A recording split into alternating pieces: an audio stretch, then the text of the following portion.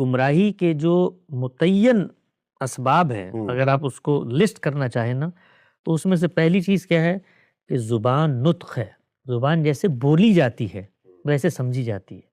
یعنی آپ زبان کے اندر سے منطق، زبان کے اندر سے ریاضی، زبان کے اندر سے اپنے مذمومہ تصورات وہ برآمد نہیں کر سکتے.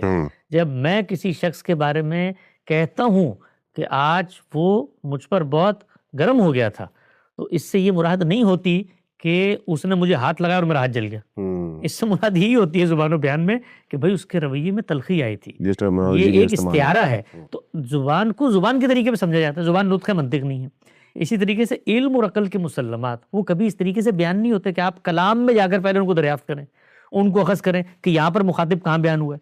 تو یہ سب چیزیں جو مسلمات ہوتی ہیں نا، ان کو جب آپ ڈینائی کرتے ہیں تو اس کے بعد پھر آپ کو جا کر دنیا سے ماتھا پھوڑنا پڑتا ہے، ان کو بتانا پڑتا ہے یار میں نئی چیز لے کر آیا ہوں. اسی طریقے سے جو کچھ ہمارے سامنے آتا ہے قرآن مجید کے باب میں، اس کے اندر چیزیں محکمات کے انداز میں بیان ہوئی ہیں، اس کی ایک حیثیت ہے. اس کو آپ یہ نہیں کہہ سکتے کہ اس کے اندر ایسی چیزیں جو ہمیں سمجھ میں نہیں آتی. وہ خود خدا نے بتا دی ہے کہ متشابہات سے کیا مراد ہے.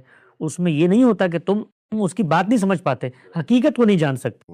تو فکری گمراہی کے جو مسلمات ہیں وہ طے ہیں، وہ دنیا بھر میں اور وہ وہاں بھی طے ہیں جو غامدی صاحب کی فکر سے اتفاق نہیں کر، روایتی تعبیر میں بھی طے ہیں. ان کے ہاں جب کوئی اختلاف پیدا ہوتا ہے تو وہ تفصیلات کے اندر اختلاف پیدا ہوتا ہے، اصول میں نہیں ہوتا.